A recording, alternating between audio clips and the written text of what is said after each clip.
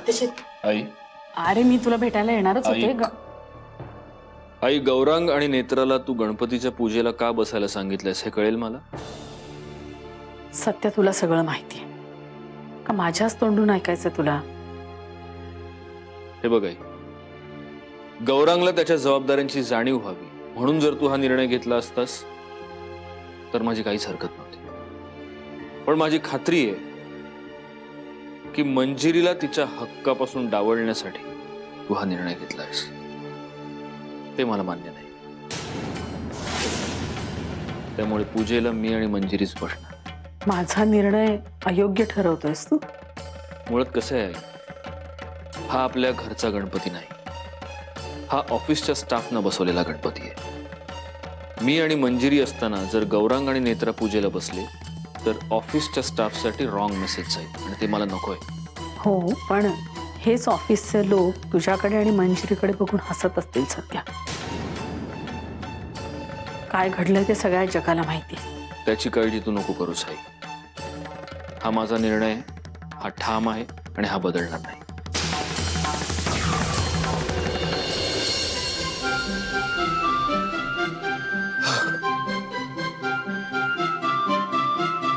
नेत्रा, हे बघ ना. अरे काय आहे? शी, काय कटकट आहे. मी काय म्हणतो, या सगळ्याची काही गरज आहे का? हा, एकतर पूजेला बसायचं म्हणून पहाटे उठावं लागलं, त्यात ही धोत्राची कटकट. ते काय आहे? अरे याला धोतर नाही, सोहळं म्हणतात. ते जे काही असेल ते महत्वाचं आहे का? पण हे सगळं का? प्रश्न सोहळं नेसण्याचा नाहीये, प्रश्न आईंच्या इच्छेचा आहे. त्यांची इच्छा आहे की नाही आपण पूजेला बसावं ही. मग नाही काय, तुला तर काही अक्कलच नाही. आईने सांगितलं आणि तू ऐकलं. हा, एक तर धोतर निसा, वर तिकडे पूजेला तासन तास बसा. बरं, एवढं करून समोर जी फळं मांडलेली असतात त्यांना नुसतंच बघत बसायचं. हाऊ बोरिंग इज दिस. हे बघ गौरांग, मला काहीही ऐकायचं नाहीये. आपण पूजेला बसतोय अँड दॅट्स फाईन. ते मला काही माहिती नाही. मी सरळ आईला जाऊन सांगणार की मला इतका वेळ पूजेला बसता येणार नाही. ना तुला रेट ये खाली बस, बस इथे. ऐक जरा, काय देवाने अक्कल बिक्कल दिलेलीच नाही का रे तुला? हा, हे बघ गौरांग, पूर्वीच्या काळी राजे महाराजे होते की नाही, हा, ते कसे डोक्यावर मुकुट घालायचे, असं धोतर किंवा सोहळं नेसायचे की नाही. त्यांनाही त्रास होतच असेल की नाही रे? हा, थोडा त्रास सहन कर ना. आता तुलाही असं राजा व्हायचंय की नाही या घराचा? हा,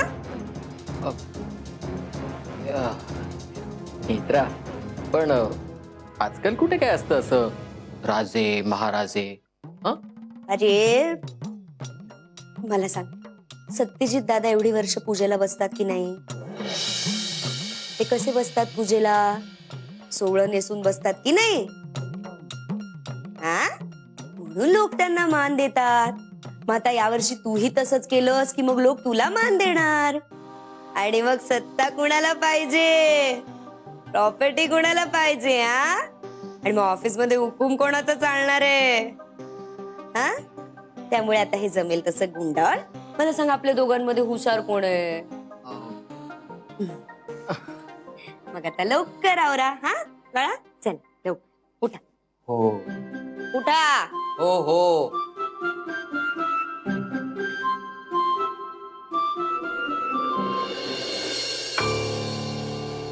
आई, मला ना कळतच नाहीये पूजेला कुठली साडी नेसवते. सांगता जरा? मी सांगतो, 10, 20, 30 कर. ज्या साडीवर 100 येतील ती साडी नेस. आई, तुला काहीतरी सांगायचं होतं नेत्राला? नेत्रा, पूजेला सत्यजित आणि मंजिरी बसतायत आणि हे ठरलंय.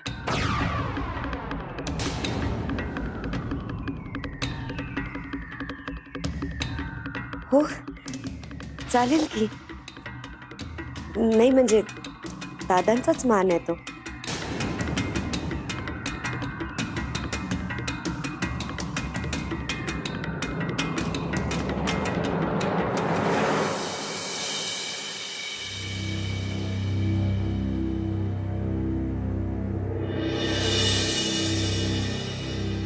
मंजिरी, हे खूप छान दिसतेस आणि हा साडीचा रंग तुझ्यावर उठून दिसतोय. थँक्यू.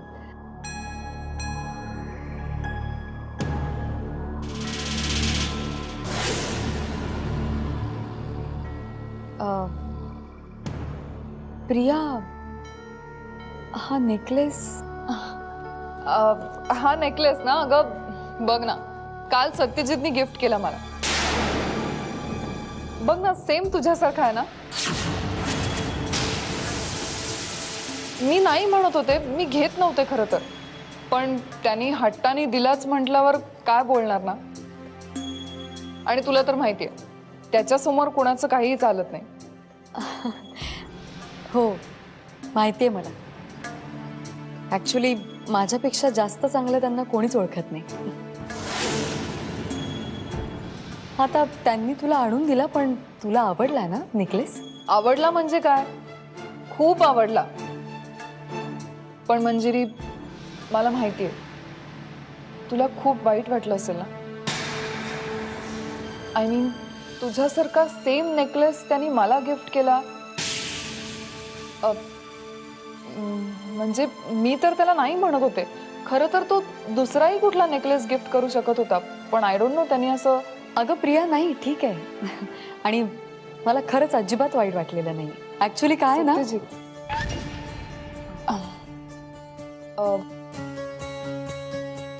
कशी दिसते मी, आणि हा नेकलेस कसा दिसतोय?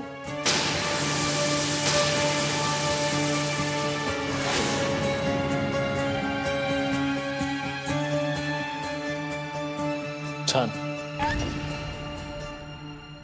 एक मिनिट, मला सांग, कुणाचा नेकलेस जास्त छान दिसतोय, मंजिरीचा का माझा?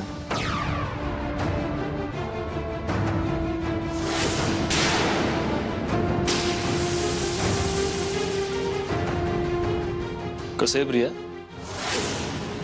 काही गळे दागिन्यांमुळे सुंदर दिसतात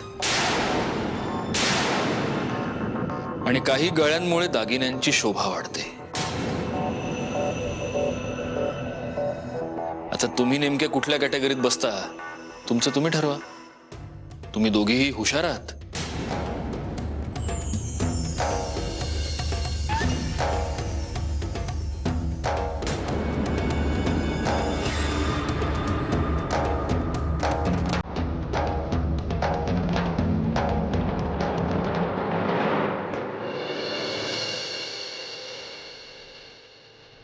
चला या रे, पूजेला या. गुरुजी, तयारी झाली ना सगळी पूजेची? हो, झालेली आहे. तेवढं प्रसादाचं बघा. मी बघते. आले.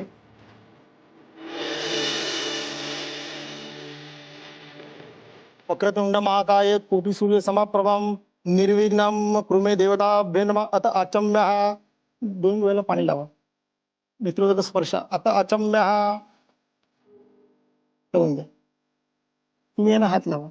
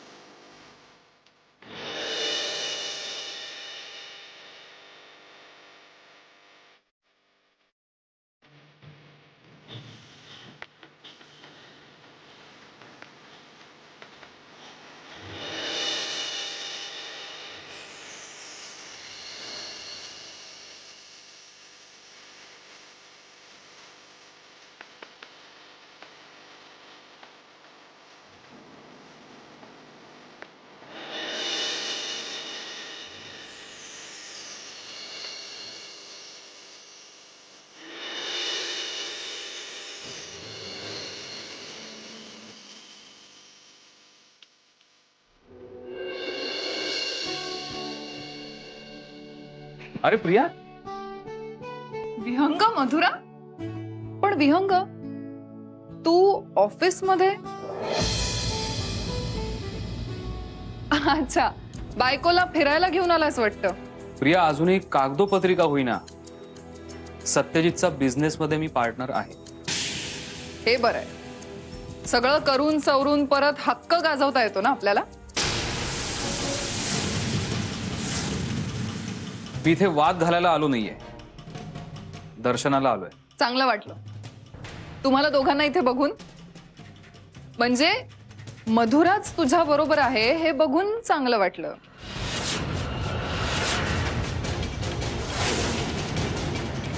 कसं आहे ना प्रिया, कुणीच सोबत नसण्यापेक्षा आपलं कुणीतरी सोबत असणं जास्त महत्वाचं. मधुरा, कोण कोणासोबत किती दिवस राहतं ना याची खात्री कोणीही देऊ शकत नाही मधुरा. प्रिया बास. एक तर पहिली गोष्ट, कोणाला काही खात्री करून द्यायची आम्हाला गरज नाही. मधुरा, बाकीच्यांचं जाऊ दे ग, पण तुम्हाला एकमेकांबद्दल किती खात्री आहे ना हे महत्वाचं. हे तू नाही ठरवायचं. आणि तसंही आमच्या रिलेशन बद्दल तू काही बोलावंस आणि आम्ही काही ऐकावं एवढं काही तुझं बोलणं महत्वाचं नाहीये. नाही नाही, तुम्ही मनावर नाही घेतलं ना तरी चालेल. फक्त पुढच्या वर्षी दर्शनासाठी एकमेकांसोबतच या म्हणजे झालं. आम्ही तर असूच ग, आणि तूही बघशीलच. नाहीतरी तुला दुसऱ्यांच्या संसारात डोकवायची सवय आहेच. प्रिया, इथे आम्ही दर्शनाला आलो, दर्शन घेतो.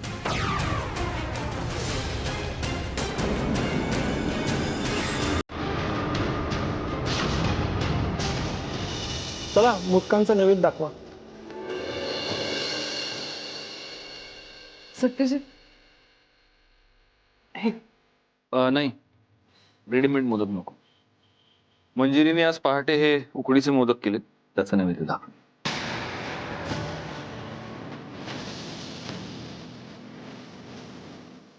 महागणपते नमः. मूळ खाद्य नैवेद्य समर्पण. प्राणाय स्वाहा, अपानाय स्वाहा, व्यानाय स्वाहा. एक पळी पाणी सोडा त्या ठिकाणी. सिद्धिविनायक देवताभ्यो नमो नमः. गुरुजी, आरती सुरू करायची का? अरे, या ऑफिसचे खरे मालक आले आणि मालकीणबाई सुद्धा आलेत. आता आरती सुरू करायला हरकत नाही. सुखकर्ता दुःखहर्ता वार्ता विघ्नाची, पूर्वी पूर्वी प्रेम रूपादयाची, सर्वांगी सुंदर उजेंदुराची, कंठी खळके माळ मुक्ता फळांची. जय देव जय मंगलमूर्ती हो श्री मंगलमूर्ती. दर्शन मात्रे मन कामना पूर्ती. जय देव रत्न खचित परा दुध गौरी कुमरा. चंदनाची मुठी कुंकुम केशरा. हिरे जडकम पुढ शोभतो बरा. झुंझुणती पुढे चरणी घागरिया. जय देव जय मंगलमूर्ती हो श्री मंगलमूर्ती. दर्शन मात्रे मन कामना पूर्ती. जय देव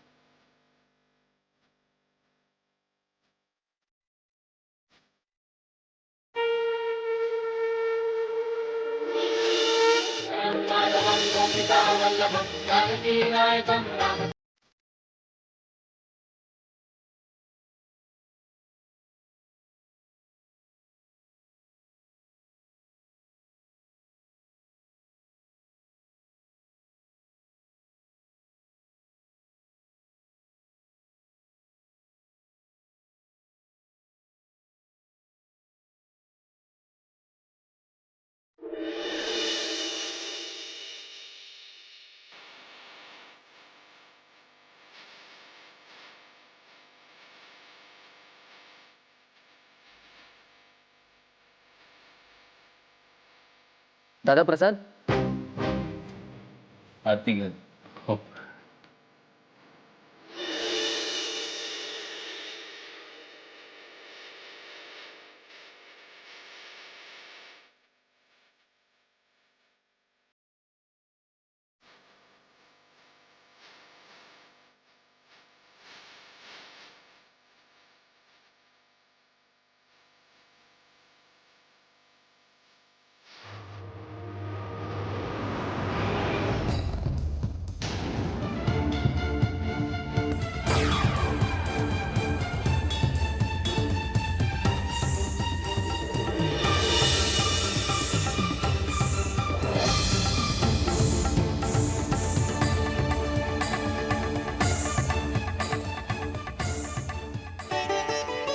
या ठिकाणी तुम्ही एक फूल हातात धरा आणि तुमची मनोकामना या ठिकाणी बोला. गौरांग, प्रसाद आहे. सगळ्यांना फुलं वाट, मंत्र पुष्पांजली म्हणायची. ओम यज्ञेन यज्ञमयंत देवा. मी काय मागणार? जे आहे ते सगळं तुला माहिती आहे. तूच या अशा परिस्थितीतून बाहेर काढ. तुझी कृपा या घरावर कायम असू दे. यांच्यावरच्या प्रत्येक संकटाला दूर कर. आणि आमच्या हातून जर काही अपराध झाला असेल तर लेकरू समजून क्षमा कर. संकटातून बाहेर पडण्याची वाट दाखव देवा. गणपती बाप्पा, माझ्या प्रियाच्या समद्या इच्छा पूर्ण कर. तिला सुखी ठेव रे देव. गणपती बाप्पा. द्या फुल.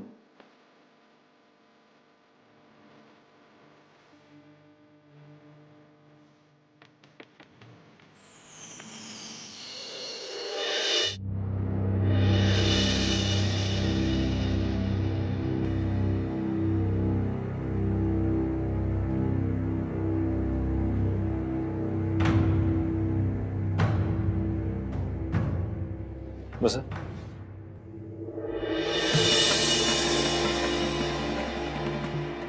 आपण मी कल्याण विंजे. आपण कधी भेटलोय का आधी? नाही, तशी कधी वेळच नाही आली. तुमचं काही काम आहे का माझ्याकडे? हो आहे तर, म्हणून तर तुमची वाट बघतोय. नॉर्मली माझ्या ऑफिसमध्ये येण्याआधी फोन करून येण्याची पद्धत आहे. नाही, आम्ही कुणाला फोन करून जात नाही, कारण तसं केलं ना तर माणसं भेटणारच नाहीत. तुमचं नेमकं काय काम आहे माझ्याकडे? मुधोळकर साहेब, तुमच्यावर 10 कोटीचं कर्ज आहे. मग त्याची आठवण करून द्यायला आलो होतो.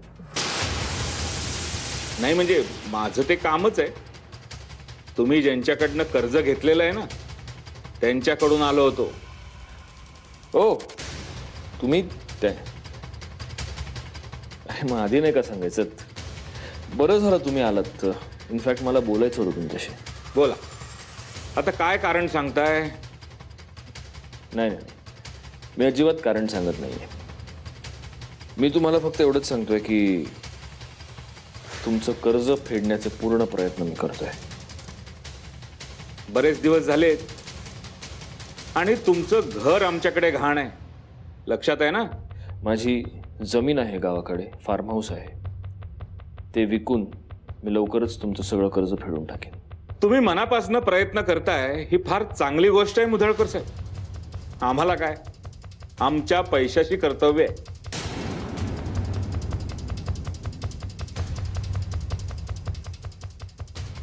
पण आमच्या रेकॉर्ड प्रमाणे तुमचं फार्म हाऊस आणि तुमची जमीन याची किंमत आणि लोनची किंमत यात बराच फरक आहे. सांगितलं ना, माझे प्रयत्न चालू आहेत.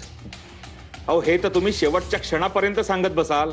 हे बघा विंझे, मी मुदत मागतोय तुमच्याकडे. मला माहिती आहे तुमच्याकडनं कर्ज घेतलेला प्रत्येक माणूस हे वाक्य तुम्हाला सांगत असणार. पण एकदा जाऊन माझा ट्रॅक रेकॉर्ड सुद्धा चेक करा. एकदा दिलेला शब्द पाळण्यावर विश्वास आहे माझा, आणि हाच विश्वास तुम्हाला माझ्यावर ठेवावा लागेल. विश्वास ठेवायला काही हरकत नाही हो, पण तो नंतर आम्हाला महाग नको पडायला.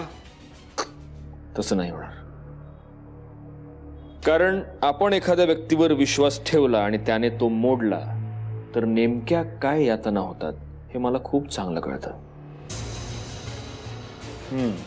त्यामुळे काहीही झालं तरी तुमचा विश्वास नाही मोडणार मी. आणि समजा उद्या जर मी तुमचे पैसे तुम्हाला परत करू शकलो नाही तर माझा बंगला आहेच तुमच्याकडे गहाण. काय? ठीक आहे, तुमचं म्हणणं मला कळलं, पण निर्णय घेण्याची पॉवर माझ्या हातात नाही. तुम्हाला परिस्थितीची कल्पना आहेच. मी बोलतो माझ्या बॉसशी.